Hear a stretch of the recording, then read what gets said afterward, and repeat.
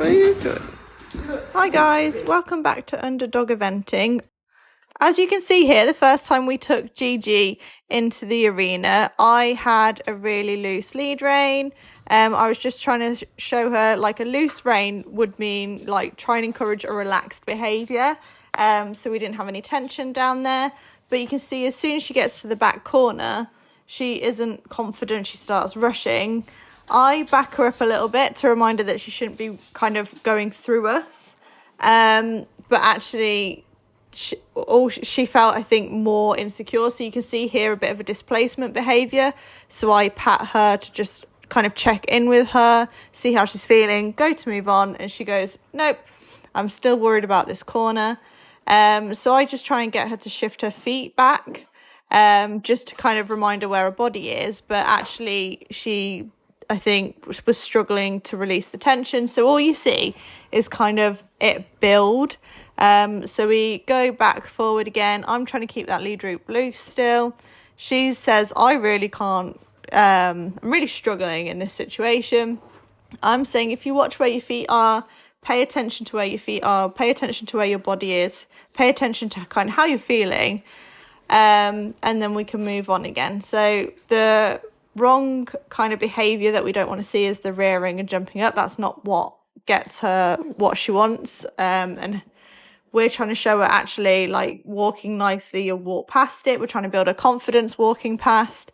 But again, here we are, she's heading back towards the stables this way, so you can see she's rushing. So I'm just reminding her to be careful of my space in particular, and to take her time going back. We don't just rush back to the stables. So we're trying to teach all of these things while she's young, so that we don't have the nappiness and the spooking when she's older. So here she goes again, she's backed herself into that corner, and I almost feel like it's trying to direct me which way she wants to go, and I'm trying to just explain to her that she needs to go back. And I will say, you see me kind of wiggling this rope around, I was an idiot and forgot my long whip, so none of the rope touches her, just like the whip doesn't touch her like in a mean way. It kind of just rubs the whip, we did descents too, so it just kind of rubs along her and she's comfortable with it.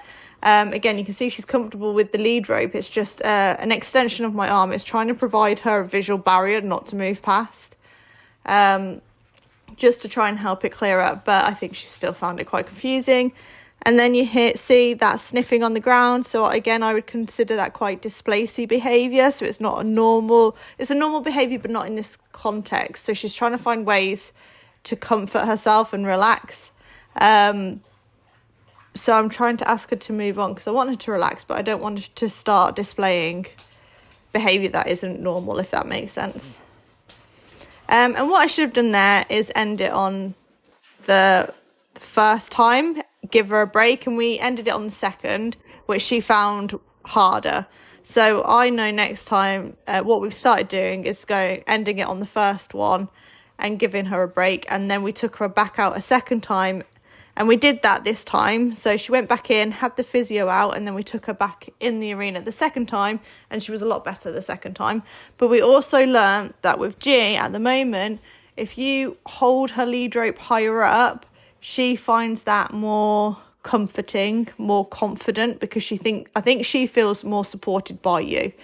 So we learn on the next go round to have the lead rope shorter.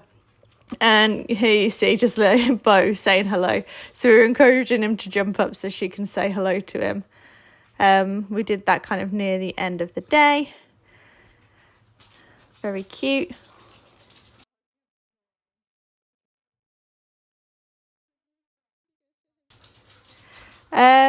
So fast forward then to the following visit, where we had the vet coming out for her last booster jabs, and we kind of wanted him to check in with her. So the physio found that she was a bit short on the left hind,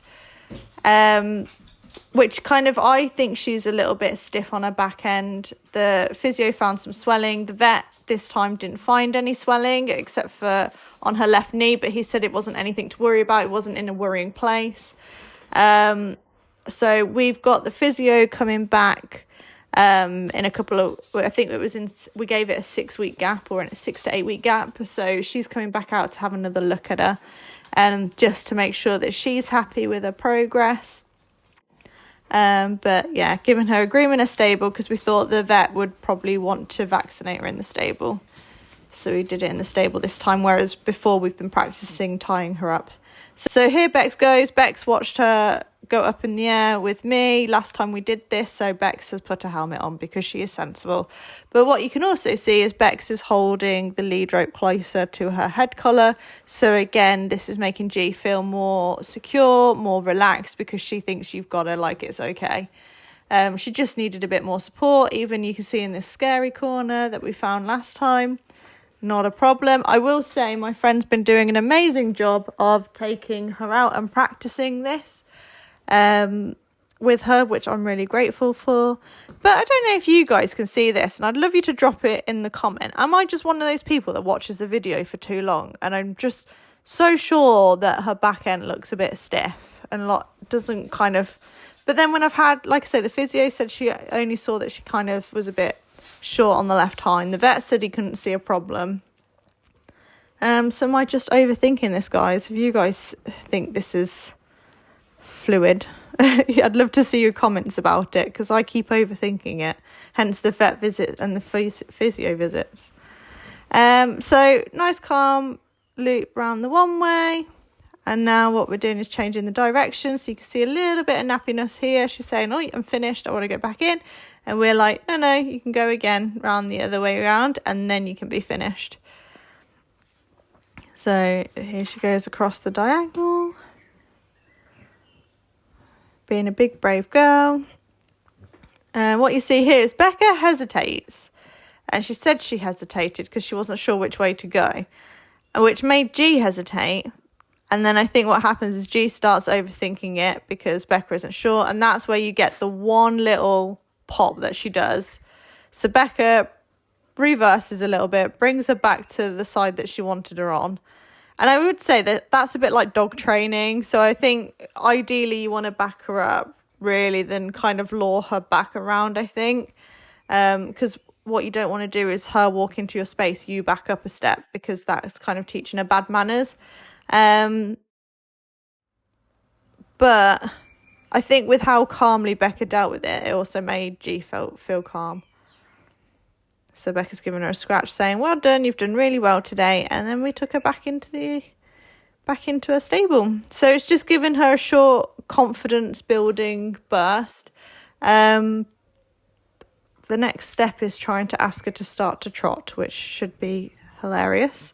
I also want to introduce poles quite early, just to walk over, because I think that'll be quite good for her, especially if her back end is a little bit stiff. So it was G's birthday at the end of May, so we had brought her up a nice little carrot crunch thing. She hasn't spotted it, so I did have to guide her to it, but once she found it, she quite enjoyed it, I think. But I'll leave you guys here. It's just a short and sweet vlog as a bit of an update on how she is doing. Any questions, give us a shout. But I hope you enjoyed it, and as Bex would say, please like, comment and subscribe, especially comments about her movement. Tell me I'm not the only person who's overthinking how her back end moves, and any advice, that'd be great. Thanks guys, bye.